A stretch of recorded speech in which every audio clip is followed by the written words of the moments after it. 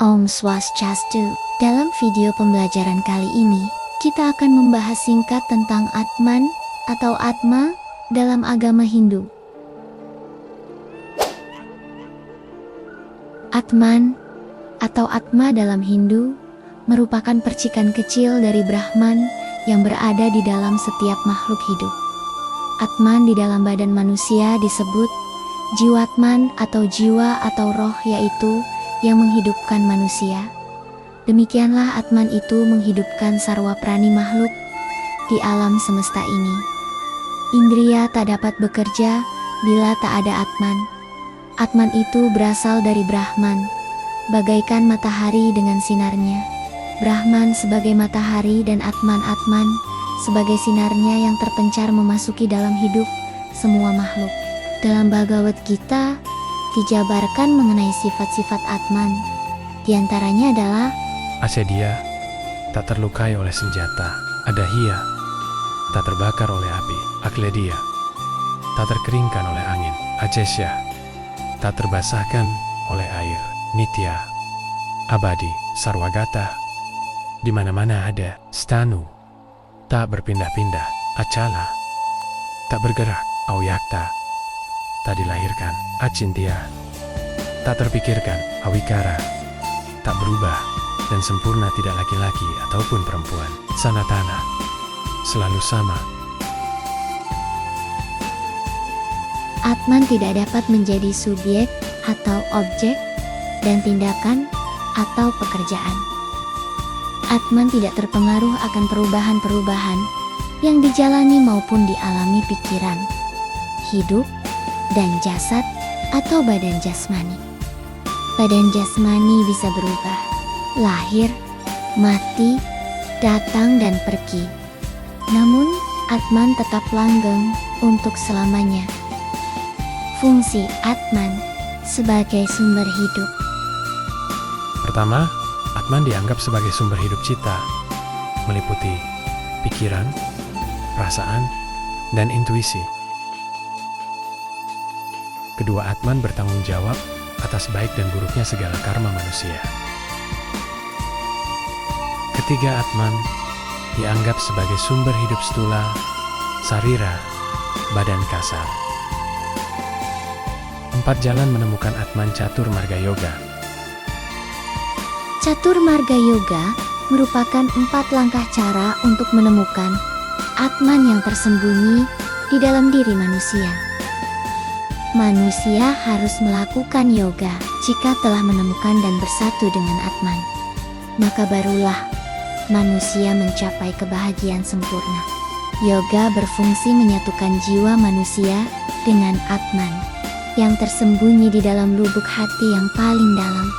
Karena semua latihan rohani India yang dibedakan dengan latihan jasmani sungguh dimaksudkan untuk mencapai tujuan praktis ini. Bagaimana caranya mencapai Brahman dan hidup seperti Brahman? Ada 4 jalan yoga untuk menemukan Atman. Namun 4 jalan tersebut membawa kepada tujuan yang satu. Manusia dapat memilih salah satu dari 4 jalan tersebut berdasarkan pribadi orang tersebut. Menurut analisis Hindu, pada umumnya ada 4 tipe pribadi manusia, yaitu suka merenung, aktif, emosional, dan empiris, menekankan pengalaman. Keempat jalan tersebut dimulai dari beberapa petunjuk penting mengenai kesusilaan karena tujuan akhir dari masing-masing. Jalan adalah untuk menjernihkan permukaan diri kita agar dapat terlihat unsur keilahian yang di bawahnya. Maka tentu saja pribadi itu harus dibersihkan dari kotoran moral yang besar. Orang yang ingin melakukan yoga harus memulai kebiasaan serta praktik hidup yang bermoral. Jalan melalui pengetahuan atau jnana yoga diperuntukkan bagi orang-orang yang mempunyai kecenderungan intelektual yang kuat. Bagi orang seperti itu, Hindu menawarkan serangkaian semadi dan pembuktian logis yang dimaksudkan untuk meyakinkan si pemikir bahwa ada hal yang lebih dari dirinya yang berhingga itu. Jalan untuk memperoleh pengetahuan ini terdiri dari 3 langkah, yaitu mendengar, berpikir, dan pengalihan. Pertama adalah mendengar, yakni mendengar ucapan dari orang-orang bijaksana dan kitab-kitab suci. Tujuannya agar orang yang bersangkutan berkenalan dengan hipotesis pokok bahwa di pusat jati dirinya terdapat sumber kehidupan yang tak berhingga, yang tidak dapat dipadamkan. Langkah kedua adalah berpikir, yaitu Atman, yang tadinya berupa konsep kosong, diubah menjadi kenyataan penting. Langkah ketiga adalah pengalihan identifikasi dirinya dengan roh abadi dengan mencoba membayangkan dirinya sebagai roh abadi itu. Ia harus melihat dirinya dari sudut pandang yang berbeda, seolah-olah ia adalah pribadi yang berbeda, karena memang dirinya adalah fana dan hanya Atman yang nyata. Jalan melalui cinta atau Bhakti Yoga berbeda dengan Jnana Yoga. Dalam Jnana Yoga, gambaran tentang Tuhan bagaikan suatu samudra yang tak berhingga dan berada di dasar diri kita. Tuhan dibayangkan sebagai diri yang merembesi segala sesuatu yang sepenuhnya berada di dalam manusia ataupun di luar manusia. Tugas manusia adalah mengenal persatuan diri dengan Tuhan, dan Tuhan bukan dipahami sebagai pribadi. Akan tetapi, bagi seseorang yang lebih mengutamakan cinta daripada pikiran, Tuhan pastilah kelihatan berbeda dengan hal-hal tersebut. Pertama, Bhakti akan menolak semua pandangan yang menyatakan Tuhan adalah diri pribadinya, bahkan dirinya yang paling dalam, dan berkeras bahwa Tuhan lain dari dirinya. Alasannya, karena cinta merupakan perasaan yang dicurahkan keluar. Kedua, tujuan Jnana berbeda dengan Bhakti. Tujuannya bukanlah melihat kesatuan dirinya dengan Tuhan, melainkan untuk memuja Tuhan dengan segenap kemampuan yang ada pada dirinya. Apa yang harus dilakukan adalah mencintai Tuhan dengan setulus hati, mencintai dalam kehidupan, mencintai hal lain karena Dia, dan mencintainya tanpa pamrih apapun.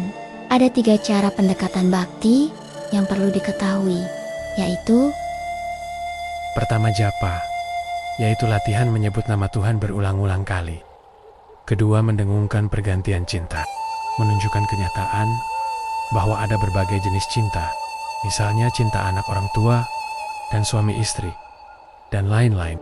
Cara ini mendorong orang yang melakukan yoga mengalihkan semua cinta kepada Tuhan. Ketiga, pemujaan terhadap Tuhan menurut bentuk ideal seseorang. Menurut agama Hindu, ada tingkatan cinta yang semakin mendalam dan timbal balik. Tahap pertama adalah sikap mereka yang dilindungi terhadap si pelindung. Tahap kedua adalah tahap persahabatan, di mana Tuhan dipandang sebagai teman, bahkan teman sepermainan. Tahap ketiga adalah sikap cinta orang tua, di mana Tuhan dipandang manusia sebagai anak. Jalan melalui kerja atau karma yoga ditujukan secara khusus bagi orang yang berwatak aktif. Kerja adalah pokok kehidupan manusia. Dorongan bekerja bukanlah motivasi ekonomis, melainkan motivasi psikologis. Manusia akan merasa gelisah atau kehilangan semangat saat tidak bekerja. Jalan ini ditujukan secara khusus bagi orang yang berwatak aktif. Jalan ini menggunakan kerja sebagai sarana untuk menuju Tuhan. Karma yoga mempunyai rute-rute alternatif tergantung pada pendekatan kita, apakah dengan filosofis atau dengan sikap cinta. Jadi karma yoga dapat dipraktikkan dengan gaya Jnana yoga pengetahuan atau Bhakti yoga cinta. Pekerjaan dapat menjadi wahana menuju Tuhan melalui kedua hal tersebut. Karena agama Hindu mengajarkan bahwa setiap tindakan yang dilakukan pada dunia di luar kita mempunyai reaksi yang sepadan di dalam diri pelakunya. Setiap perbuatan yang manusia lakukan untuk kepentingan kesejahteraan diri manusia akan menambah satu lapisan ego yang semakin mempertebal jarak antara dirinya dan Tuhan. Baik yang dipahami di dalam diri maupun di luar diri.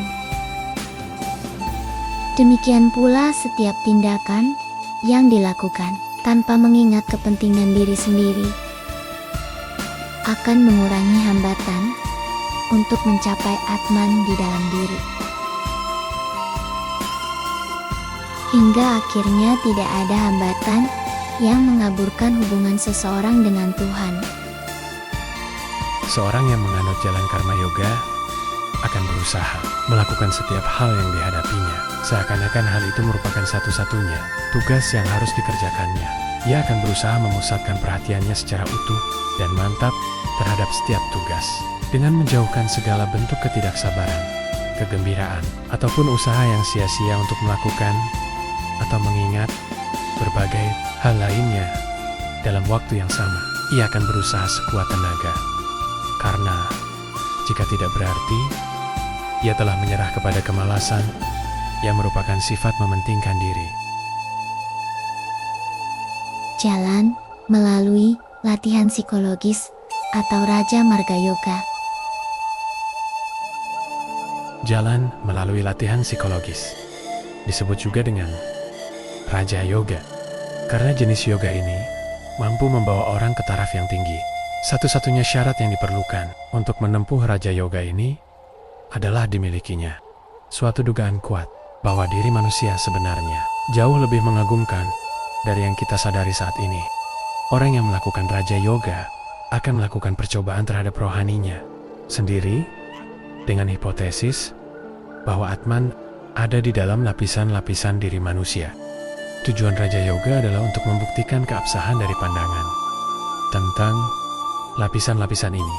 Tahap-tahap dari Raja Yoga ada 8 tingkat, namun dapat dibagi menjadi 4 bagian, yaitu Tahap-tahap dari Raja Yoga ada 8 tingkat, namun dapat dibagi menjadi 4 bagian, yaitu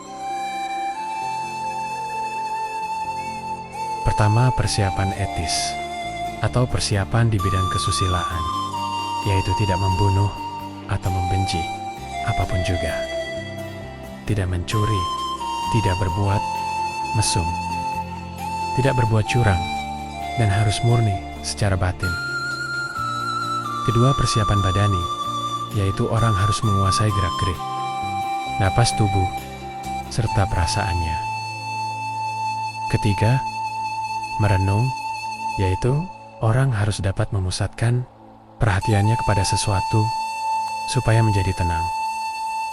Setelah tenang, orang harus merenungkan sesuatu. Keempat, samadhitapa, yang menghapuskan perasaan adanya identitas. Tubuh dan pikiran menjadi mati terhadap segala perangsang dari luar. Hanya sasaran yang direnungkan itulah yang tinggal bersinar-sinar. jika telah dapat mencapai tahap ini, maka ia telah mencapai tingkatan moksa, yaitu kesadaran bahwa segala sesuatu adalah satu, dan dengan pengalamannya, ia merealisasikan kesatuan itu. Baginya hanya Atman atau Brahman saja yang kekal, sedangkan segala yang lain di dalam dunia ini adalah maya atau tidak nyata. Demikianlah ringkasan singkat tentang Atman atau Atma. Semoga video ini bisa mengajarkan kita tentang apa itu Atman. Mohon maaf jika ada kesalahan dalam penulisan teks dan bahasa.